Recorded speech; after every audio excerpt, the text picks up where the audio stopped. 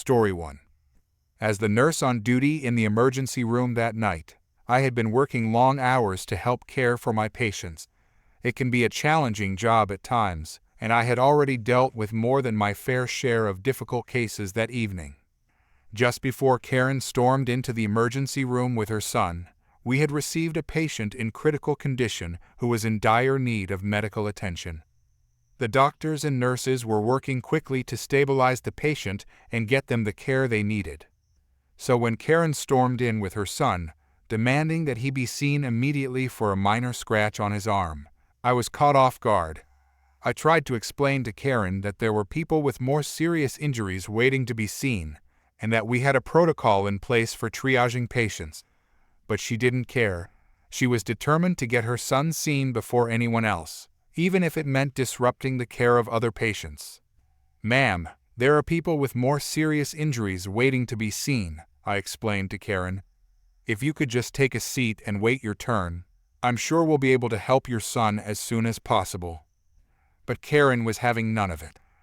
"I'm not going to sit here and wait while my son is in pain," she yelled. "I demand that he be seen right now." I tried to remain calm and professional, but Karen was becoming more and more agitated. "Ma'am, I understand that you're concerned about your son," I said. "But there are other patients here who also need medical attention. We have a protocol in place for triaging patients, and your son will have to wait his turn like everyone else." "This is outrageous," Karen shouted. "Do you know who I am? I demand to speak to your manager right now." I could see that Karen was starting to attract the attention of the other hospital staff, and I knew I needed to defuse the situation before it got out of hand. So I took a deep breath and tried to reason with her one more time. "Ma'am, I understand that you're upset," I said. "But please try to understand that we're doing the best we can to help all of our patients. If you could just be patient and wait your turn, I'm sure we'll be able to help your son as soon as possible." But Karen wasn't interested in hearing what I had to say. She just continued to argue and berate me, getting more and more agitated by the minute. Finally, in a fit of rage, Karen reached out and grabbed a handful of my hair, pulling it hard as she tried to physically force me to comply with her demands. That's when things took a turn that Karen never could have expected. You see, I happened to be a regular at a self-defense class, and I reacted quickly and instinctively when Karen grabbed me. I used a series of moves that I had learned in class to get myself out of her hold and bring her down to her knees and completely disarm her. Karen let out a loud shriek as she was brought down, and I could see the other hospital staff and patients watching in shock. But I remained focused and professional, continuing to hold Karen in place until the hospital security guards arrived. The guards quickly took control of the situation, and Karen was escorted out of the building. She continued to shriek in protest as she was taken away, but it was clear that she was no match for the trained security team. After the incident was over, I learned that the hospital had called the police to report the altercation. When the police arrived and interviewed witnesses and reviewed the CCTV footage, it was clear that Karen had been the aggressor. She was arrested and charged with assault. She was released on bail, but she was required to appear in court to face the charges against her. I decided to press charges against Karen as well, and I was prepared to testify in court about what had happened. I knew that it would be a difficult and emotional experience, but I felt that it was important to hold Karen accountable for her actions. When the day of the trial arrived, Karen appeared in court with her lawyer by her side. She tried to plead her case, but the evidence against her was clear. The CCTV footage from the hospital showed her attacking me, and there were multiple eyewitnesses who testified about what had happened. In the end, Karen was found guilty of assault. The judge sentenced her to probation and ordered her to pay a fine. She was also required to attend anger management classes and perform community service. It was a harsh penalty, but I felt that it was justified given the severity of Karen's actions. She had shown a complete lack of respect for me and the other hospital staff, and she had endangered the safety and well-being of the other patients. I was glad that the legal system had held Karen accountable for her actions, and I hoped that the experience would serve as a lesson to her and others like her. Despite the challenges and difficulties that I faced that night, I remained committed to my profession and to helping others. I knew that there would be other difficult cases and difficult people that I would have to deal with in the future, but I was determined to remain calm and professional no matter what. After the trial, I returned to work at the hospital and continued to do my best to provide top-quality care to my patients. I knew that it wouldn't always be easy, but I loved my job and I was committed to making a difference in the lives of others. As for Karen, I never saw or heard from her again.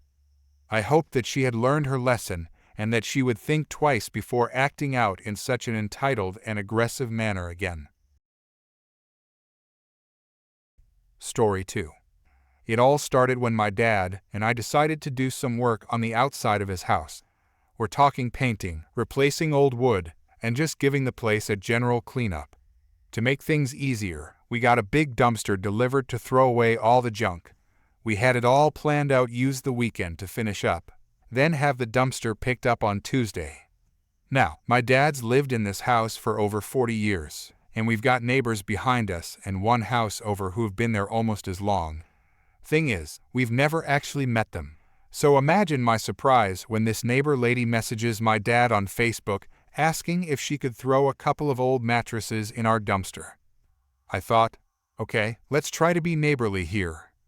So I messaged her back on Thursday, explaining our plan. Hi there. We're planning to use this weekend to finish throwing things away.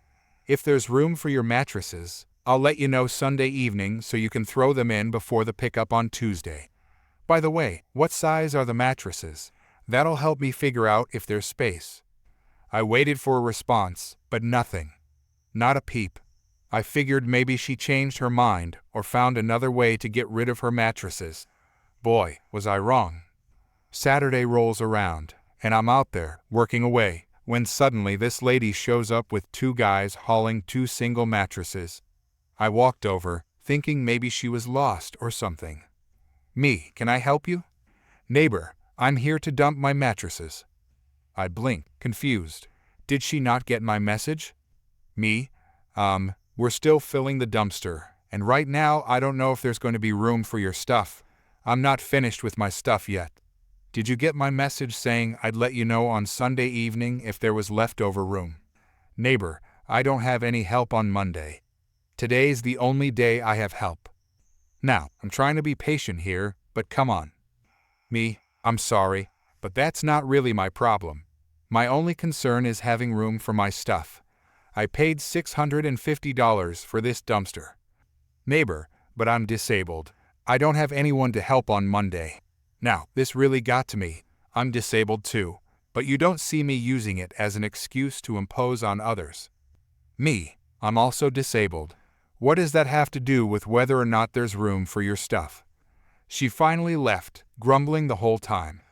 The thing that really gets me is, if she had just messaged back and explained she didn't have help on Monday, I would have been happy to have the guys working for me get her mattresses and throw them away for her. But just showing up like that, expecting us to drop everything and make room for her stuff. That's not being a good neighbor, that's being entitled.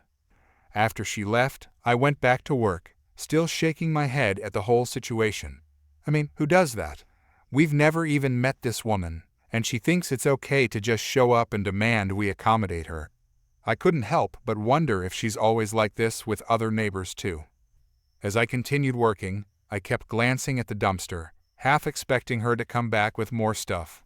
Thankfully, she didn't. But the encounter left a bad taste in my mouth. Here we were, trying to be nice and neighborly, and this is what we get in return. I decided to tell my dad about what happened when he came out to check on the progress. Dad, you won't believe what just happened. Dad, what's up? I explained the whole situation to him, from the Facebook message to the unexpected visit. Dad, wow, that's something else. Did she really think we'd just let her dump her stuff without checking first? Apparently so. And get this, she tried to use being disabled as an excuse. Dad, that's low. You didn't let her, did you? Of course not. I told her I'm disabled too, but that doesn't change the fact that we need the space. Dad shook his head, looking as baffled as I felt. Dad, well, I guess that's one way to meet the neighbors after 40 years. We both chuckled at that, but it was a hollow laugh. The whole incident had put a damper on what was supposed to be a productive day. As we continued working, I couldn't help but think about how differently this could have gone. If she had just communicated better, if she had shown a little consideration, we could have worked something out. But instead, she chose to be entitled and demanding.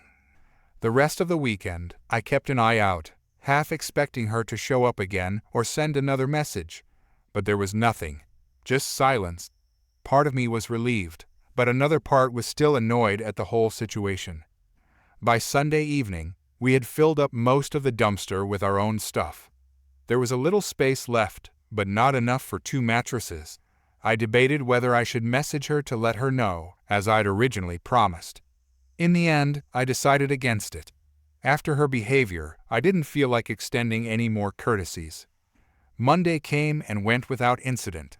On Tuesday morning, I watched as the dumpster was picked up, taking with it not just our junk, but also the last shreds of any potential neighborly relationship with that woman. As the truck drove away, I couldn't help but feel a mix of emotions. Relief that the job was done and the entitled neighbor hadn't caused any more trouble.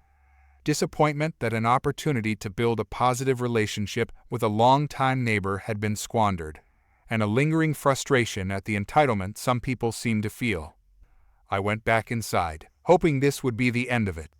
But a small part of me wondered if we'd be hearing from her again someday, with another entitled request. Only time would tell. For now, I was just glad to have our yard back to normal and the whole ordeal behind us.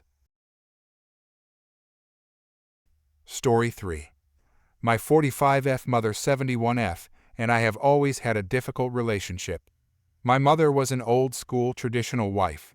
She was a homemaker, never worked outside the house, and had far more children than I believe is healthy 7 girls and 6 boys.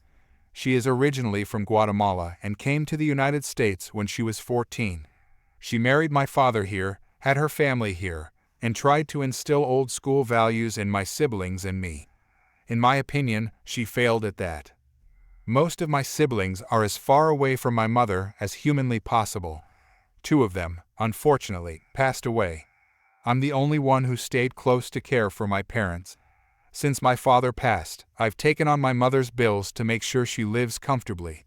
She has always been dramatic and challenging, especially when it came to my marriage. She babied my husband and always took his side.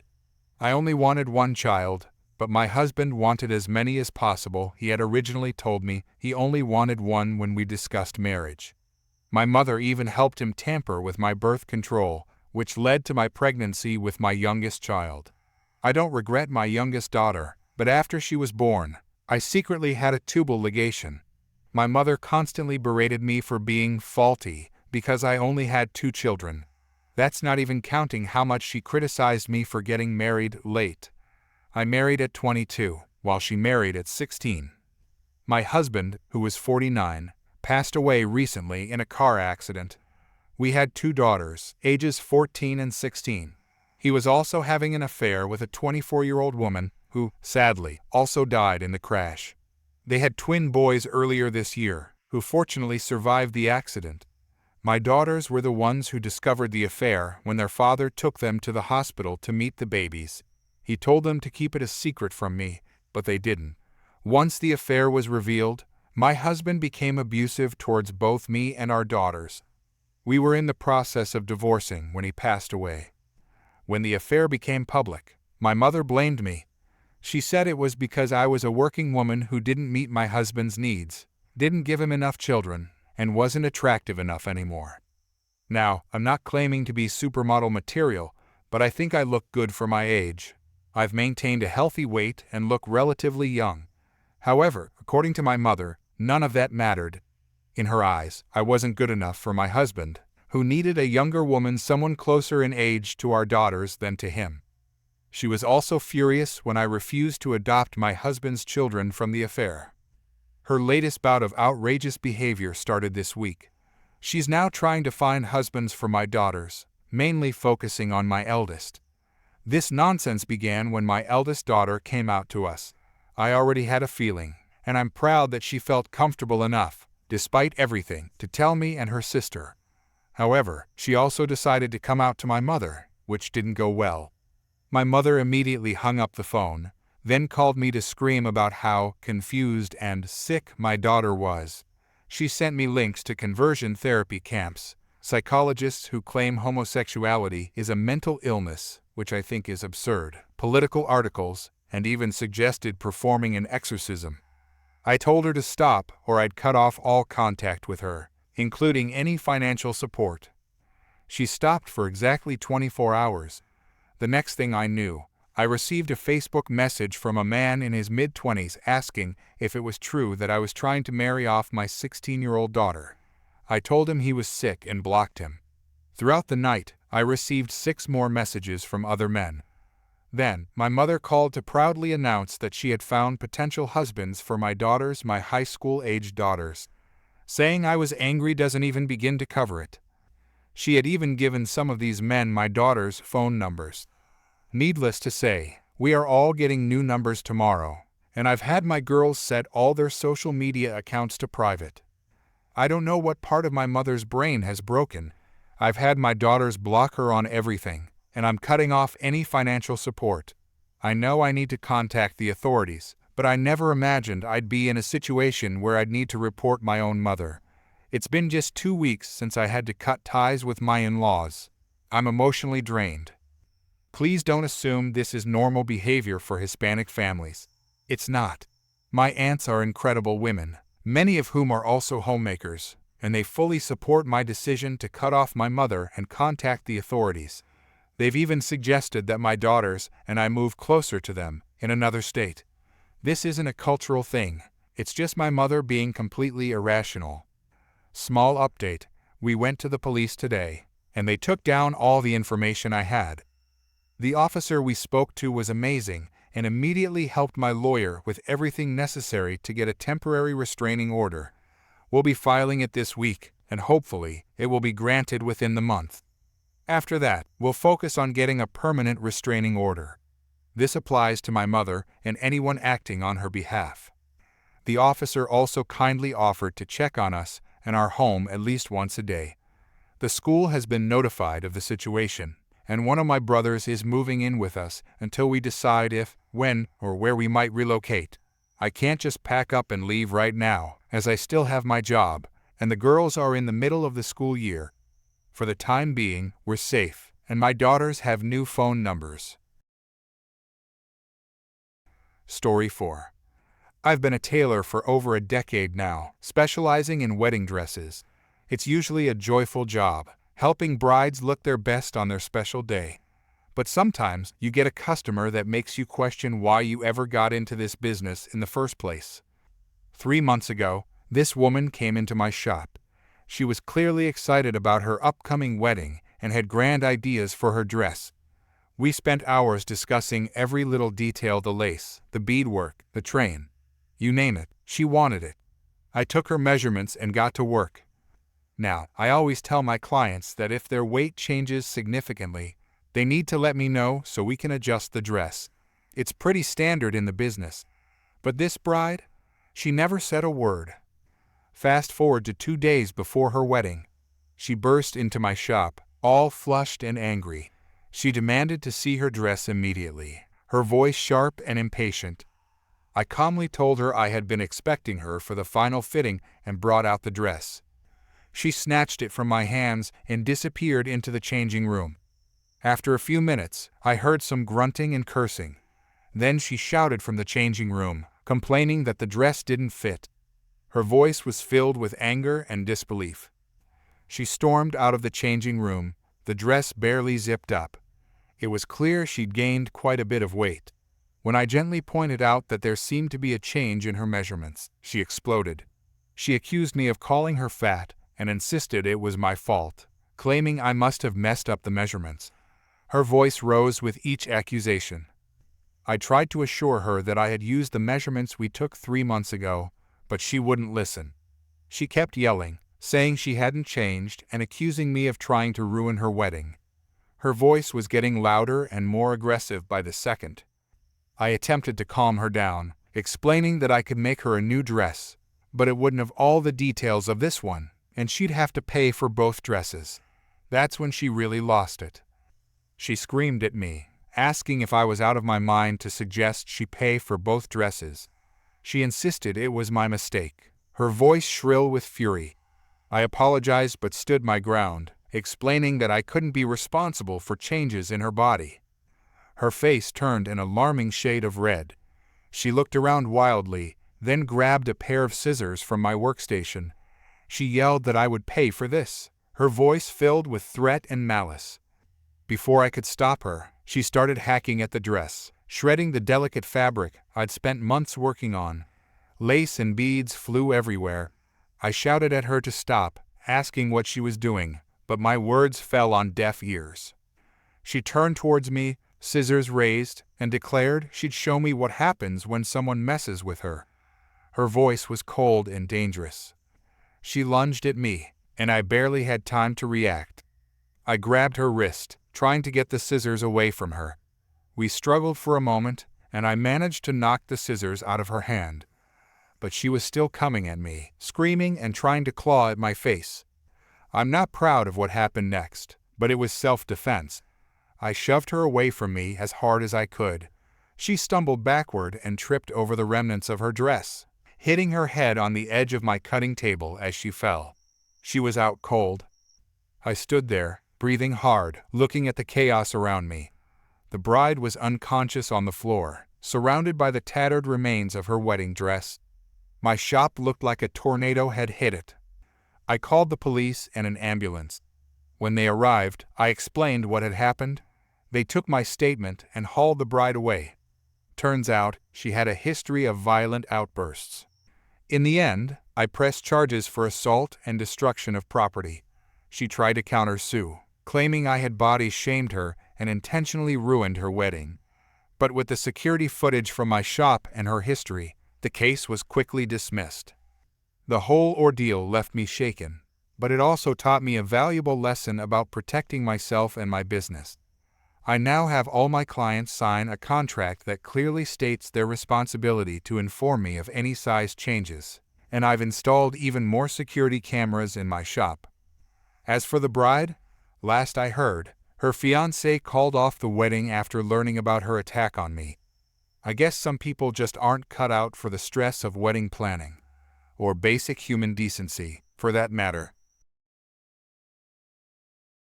Story 5. My family and I have had issues with a neighbor that have been ongoing for years. When he initially moved in, my parents tried to establish a good relationship with him by helping him with gardening and acquainting him with the area. One autumn, my father was using a leaf blower mulcher hybrid on the front yard to clear leaves. The neighbor spotted him and asked to borrow the tool, to which my father agreed. Shortly after, the neighbor left with his entire family by car and only returned hours after my father had finished using the machine. My father went back inside the house after he was done, knowing they had left and not wanting to wait outside for their return. Hours later, there was a knock on the door, and my father opened it to see the neighbor on the other side, visibly angry. He berated my father about how it was rude that he did not wait outside to hand him the leaf blower mulcher the moment he came back, insisting that my father should have stayed outside the entire time waiting for him. My father, with his won't take nonsense from anyone personality, simply told the neighbor that he wasn't going to stand outside for an unknown period just to hand over the equipment. He also stated that he had fully intended to give the neighbor the equipment if asked, but now he wouldn't due to how rude and entitled the neighbor was behaving. This was the first incident of many. I can't fully recall the other incidents, but I know that tensions between my family and the neighbor only grew. Now, on to the main story. For context, my house is located in a very awkward spot.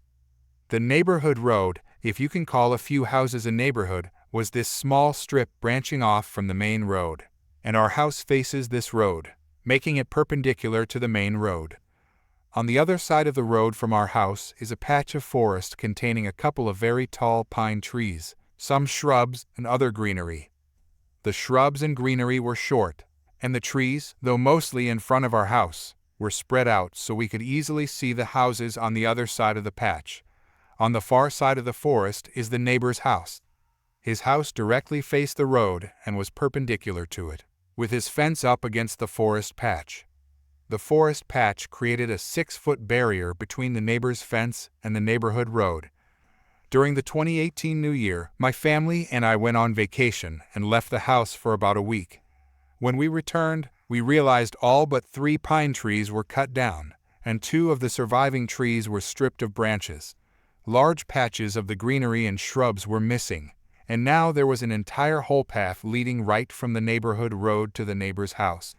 We suspected it was our neighbor, as he had a history of cutting down trees. He had chopped off all the trees on his property shortly after moving in, including a small ironwood tree. The next day, bright and early, we saw a crew of people with trucks and a wood chipper on the neighborhood road in front of our house. My parents immediately went out and asked the crew what they were doing. According to them, they were hired by our neighbor to clear out the entire forest patch. My parents then headed over to the neighbor's house, which was more accessible now that there was literally a pathway through the forest patch, and knocked on his door. When he answered, my parents asked why he had hired a crew to clear out the forest patch. He responded that he was clearing it out so that he would have more land to sell to a development company. My parents asked why they were cutting into the forest patch without asking them, as each house owned parts of the forest patch, the portion in front of our houses, and the crew was clearly working on our part. He responded that he had gone to every house and asked for permission. All our other neighbors didn't care about the forest patch and said yes. When he came to our house, there was no answer as we were still on vacation at the time. The neighbor took the lack of answer as consent and began clearing the patch. My parents told him he had no right to be clearing out their portion of the forest patch without their permission, specifically the trees that were cut down, as the majority of the trees were in front of our house. He responded that the trees were within his property line and he had done nothing illegal. As stated before, the forest patch put a 6-foot barrier between his fence and the neighborhood road. The 3 feet on his side was his property, while the 3 feet on our side would be ours. My parents then asked who he had hired to evaluate the property line, as the trees appeared to be on our side. With a smug smile, he responded that he had done it himself. My parents informed him that he needed an official from the county to verify the property lines. Again with a smug look, he said that he was in the right and closed the door. The crew hired by our neighbor assured us that they would not be doing any work on the forest patch until the situation was resolved. My parents immediately called someone from the county to come look at the property lines, and when they did, it showed that lots of greenery on our property had been removed and all but one of the trees cut down had been on our property. Over the next few days, the crew would return in the morning, but would always knock on our door and inform us they wouldn't be working anywhere near our patch. The neighbor finally came to our door a few days after the previous meeting with a morose look on his face and wanted to talk it out with my father, reaching a compromise. It would seem that the neighbor had finally gotten someone official to look things over and realized his grave mistake. My father demanded that the trees he cut down be replaced, not with saplings but actual trees. He allowed the 2 trees with no branches to be cut down as they would stick out like a sore thumb. The 2 trees were eventually cut down. I watched as they cut them down section by section and remembered the thumps they made when the sections hit the ground after being dropped. Now only the lone tree remains in the forest patch. Did the neighbor keep his promise? No. To this day, he has not replaced the trees. My parents aren't the kind to sue for money or retribution unnecessarily, and they didn't want to go through the stress of a lawsuit. So things just stayed tense on both sides while we ignored the neighbor and he avoided us. The forest patch used to be home to 2 owls I would hear hooting throughout the night. I missed them a lot, and there were never rats and rabbits around when they were there. Now, why am I posting this story now? Because the neighbor struck again this week. My room is right on top of the garage, and I can easily see the neighborhood road and the forest patch. I woke up to the sound of trucks and loud chatter on Monday, and when I looked out, I saw a crew of people with trucks, chainsaws, and a wood chipper. I immediately got my parents' attention, and my father again headed out to see what was going on. This crew was hired by our neighbor to do some work on the forest patch. Most of the work planned was to be done on the neighbor's property, but apparently some of it was to be done on ours too. My father informed them of what the neighbor had done before and that they weren't allowed to work on our property, though he did give his permission to cut down a scraggly bush that didn't look good. The crew understood and did their work on our neighbor's property, but left ours completely alone. Last night, I was upstairs playing a video game when I heard yelling downstairs. I faintly heard my mother saying, "We don't want to fight with you." I left the room I was in to hear my parents having an argument with my neighbor. I heard him shouting about how we're causing him issues and costing him money. I guess he paid in full upfront and couldn't get a partial refund for the work on our property that my father prevented. I didn't hear the whole conversation, so what I'm typing next is what I heard from my parents. He apparently was stomping his foot like a child and just kept shouting that my parents were being difficult and kept interfering. My parents kept telling him that he didn't have an easement onto our property and he wasn't allowed to modify it as he pleased. He shouted that he didn't know what an easement was and that it didn't matter. He should be allowed to make changes so he could sell the land to a development company. My parents just ended the conversation by repeatedly telling him to get legal advice or a lawyer before shutting the door in his face. I've been somewhat worried this guy will try to do something drastic sometime and have been considering getting a security camera. My parents have been telling me I'm just being paranoid, but honestly, if the current political climate says anything, it's that people are unpredictable. I have been given permission by my parents that if he ever comes onto the property again and won't leave, to use the garden hose on him. Update. Hi everyone, thank you for the advice. Concerning suing, yes, I have talked about that option many times with my parents when the tree incident first occurred.